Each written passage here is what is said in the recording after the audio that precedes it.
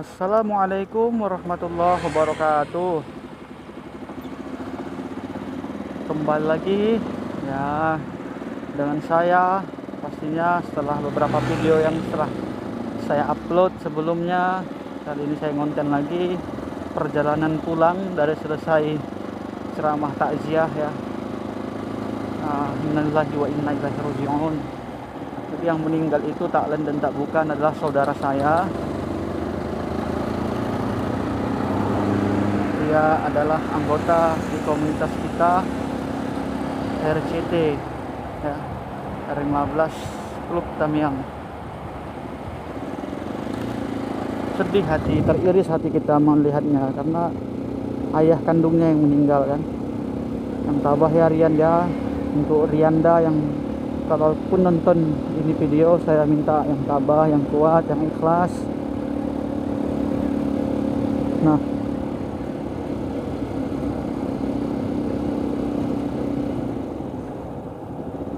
kita udah sampai di daerah Terban ini. Saya jalan pulang dari Opa. Niatnya sih takziah, tapi begitu jumpa dengan Pak Imamnya kenal, udah disuruh saya ceramah. Akhirnya takziah sekaligus mengisi tausiah, juga membenerin kereta. Jadi setelah saya benerin, ternyata kata abang itu, ini bukan laharnya yang kena. Saya kira kan karena goyang-goyang tuh laharnya yang kena kan gitu. Ternyata bukan laharnya. Dia kira pun entah cara pemasangan bannya yang salah, dan ternyata bukan. Ini pelaknya yang baling, katanya gitu.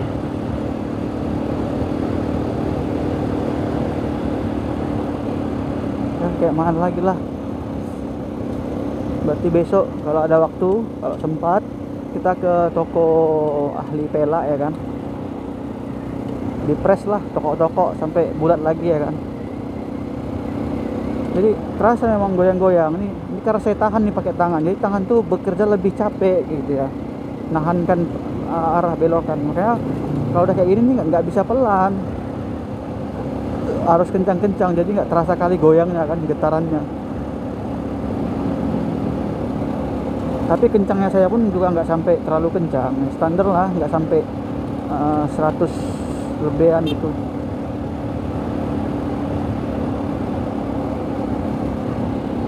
Kita udah sampai di daerah Karangbaru ya. Jadi kayak ginilah suasana malam hari di daerah Karangbaru. Sudah melewati kantor bupati, ini Masjid Syuhada, ini Kompi, ini apa ini? Entah apalah, itu ada Brian 2. Ini sudah hampir jam 10, makanya saya pun kejar waktu juga. Malam apa ini? Ini malam Jumat ya. Besok hari Jumat.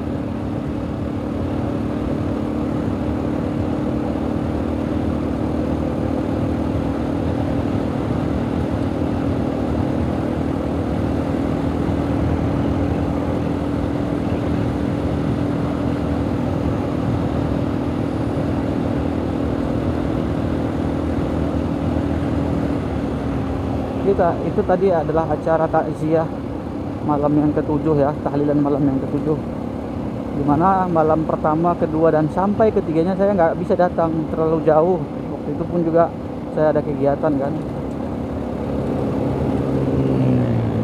Kabar duka meninggalnya orang tua ayahanda daripada saudara kita Rian ya.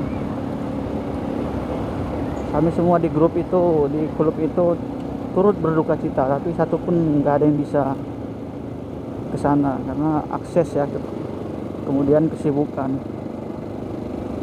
ya. Alhamdulillahnya pun tadi waktu pas bincang dengan si Rianda, dia bisa memahami gitu ya. Saya paham bang, katanya, karena kawan-kawan kan juga pada punya kesibukan, apalagi ya bisa dibilang hampir 90% sudah pada berkeluarga, hanya 10% lagi yang belum gitu kan. Makanya syukurnya dia paham gitu. Alhamdulillah dia terima. Saya pun kalau dia nggak terima mau bilang apa kan, gak enak juga. Hanya saya sempatkan, saya datang. Nampaknya beliau kuat kok, tabahnya dia, karena udah besar juga kan, udah jadi seorang suami juga kan, walaupun belum jadi seorang ayah karena dia belum punya anak ya. Tapi akan punya anak dan akan segera dipanggil ayah oleh anaknya. Jadi kami itu di RCT semua ada 15 orang. Tapi komunitas kami nggak kayak dulu. Kalau dulu semua pada lajang, hanya satu atau dua lah yang sudah berkeluarga, yang lainnya lajang. Sekarang udah pada nikah, udah pada punya anak ya. Ada yang belum nikah masih berusaha untuk ngumpul duit buat nikah. Contohnya kayak saya lagi berusaha juga ngumpul duit untuk nikah. Doakan ya, terkumpul duitnya kan. Saya modelnya gitu, ada dulu duit baru berani dekati cewek. Kalau belum ada duit nggak berani saya. Makanya kalau ditanya status saya apa, walaupun nggak ada yang kalian nanya kan, tapi saya kasih tahu aja. Status saya ya gini, jomblo fisabilillah, tanpa ada ikatan dengan siapapun. Ya paling cuma kawan-kawan, kenalan, ya kayak gitulah. Ada sih memang beberapa orang yang udah saya targetkan untuk dijadikan sebagai calon, tapi saya akhirnya menjauh. Mungkin mereka pikir saya sombong lah, saya inilah, tapi sebetulnya ini mungkin jawaban secara tak langsung yang saya sampaikan buat mereka ya.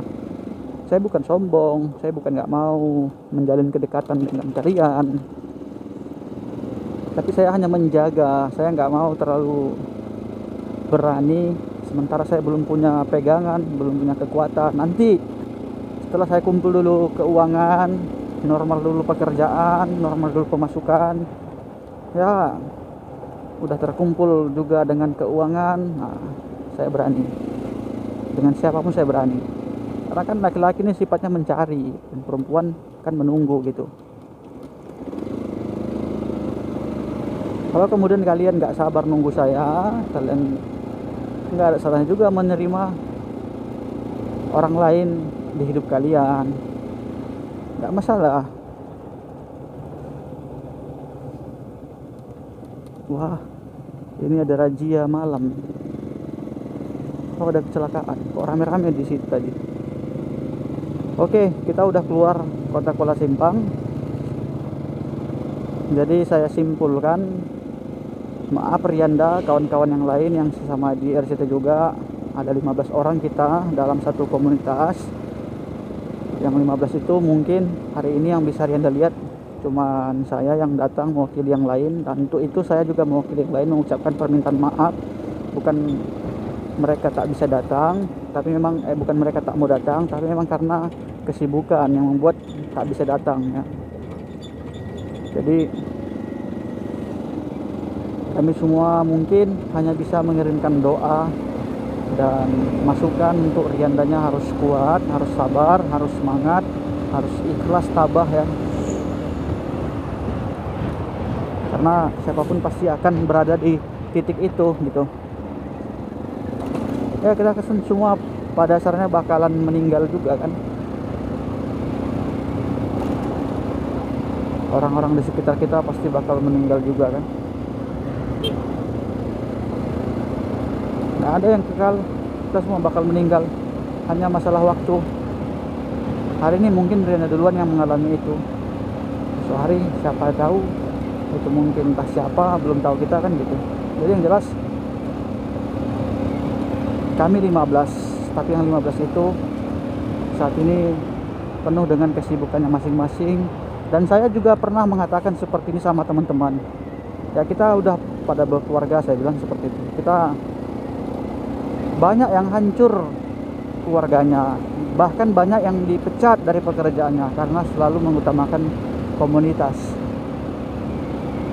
Kita harus cerdas, mana untuk komunitas, mana untuk hidup lebih berkualitas.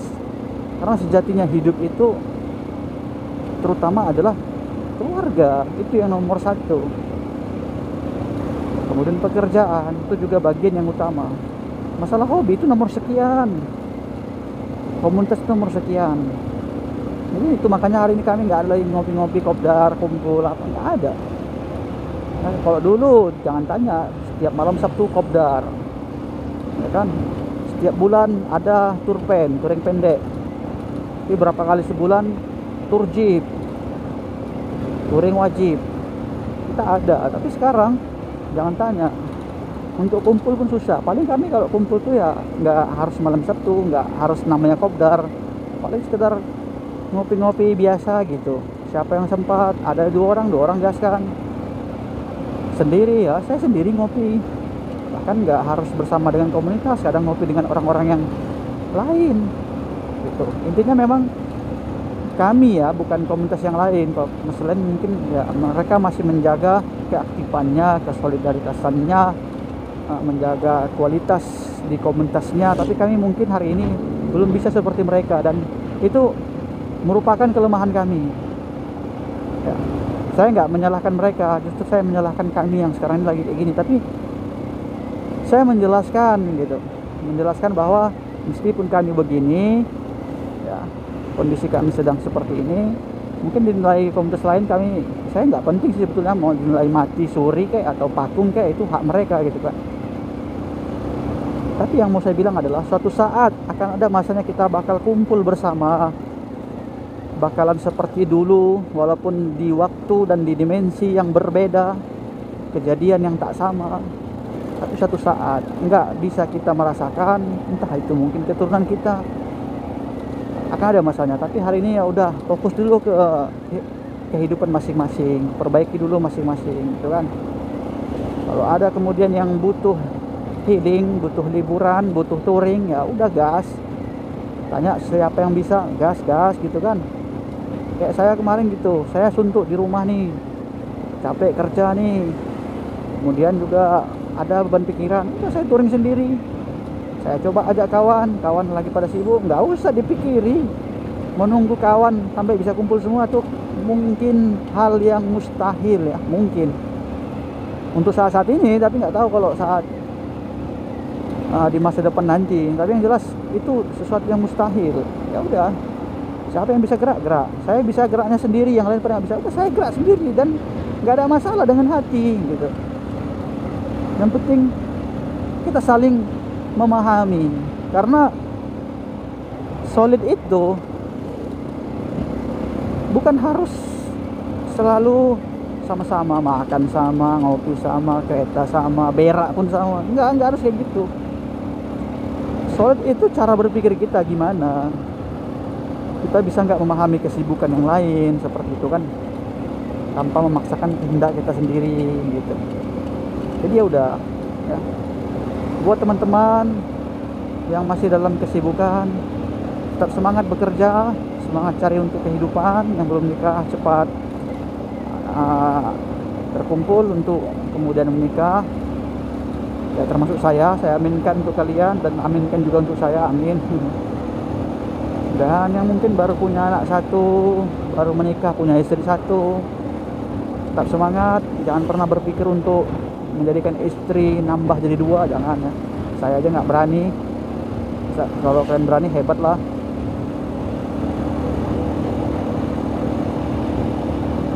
Tapi yang jelas doa saya yang terbaik buat kalian semua. Tetap semangat tentunya. Dan saya rasa video ini cukup sampai di sini. Karena udah sampai di Sungai Liput dan ini kan malam gelap ya. Apa yang mau ditengok malam gini? Paling cuman fokusnya dengarkan kata-kata saya aja, bicara, ngomong aja sayanya kan gitu.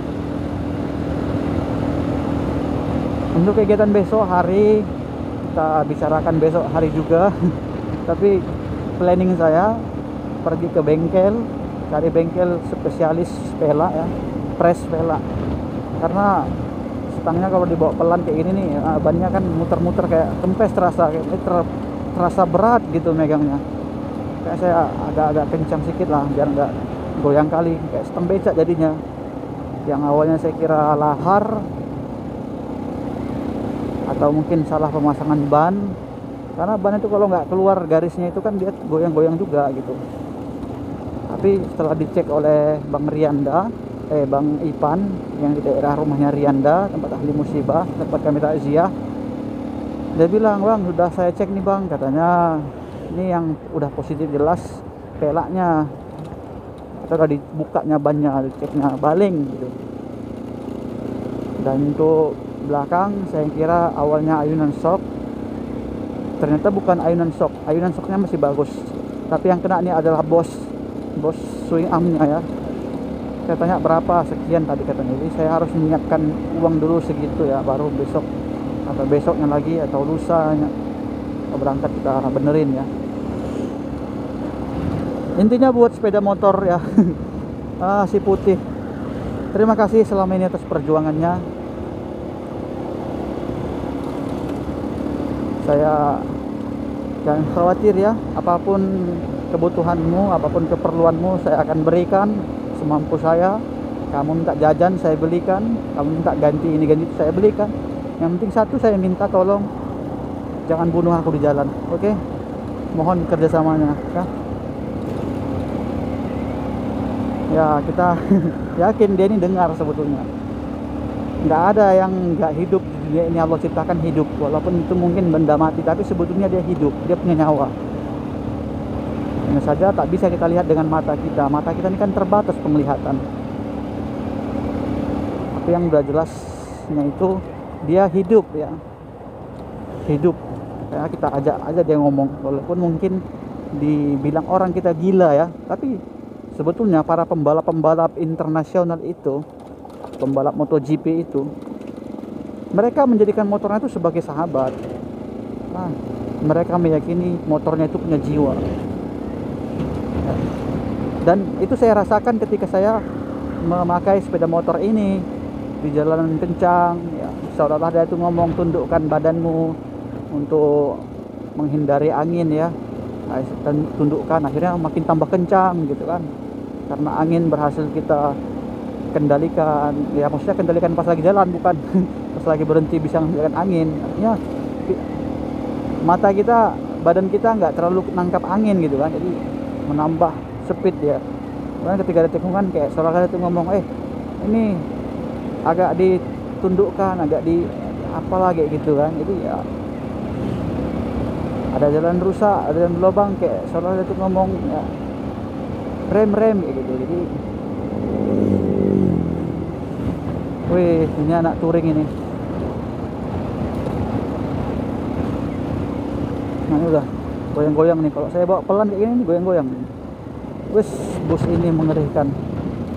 Ini yang meresahkan bus-bus di jalan ini ya. Mereka itu ngambil jalan kita. Baiklah, saya sebentar lagi akan sampai ke rumah. Yang jelas dari tempatnya si Rianda ke rumah itu butuh waktu sampai 30 menitan juga lah. Lumayan. Ini karena saya potong-potong nyepit, maksudnya enggak saya mulai dari awalnya kok. Dari awal ngevlog sampai ke rumah, mungkin durasi waktunya lama ya kan. Tapi gitu pun akan ada saya potong-potong. Saya sering gitu kalau pas lagi buat konten tuh kan, saya ngerekam sampai 2 jam misalnya. Nah, saya edit, saya potong-potong, akhirnya jadinya cuman 30 menit gitu. Ambil yang penting-pentingnya aja gitu kan. Baiklah, tadi saya ngomong-ngomong terus, capek juga ini udah mulut. Ini bahaya kali nih nggak pakai lampu belakang. Orang-orang pulang kerja, bahkan ada yang nggak pakai lampu depan ya. Ini yang kelihatan cuman suaranya aja kedengaran. Kalau pas lagi gelap-gelap kayak gini, ini hati-hati juga, kita nggak bisa terlalu ngebut juga kan.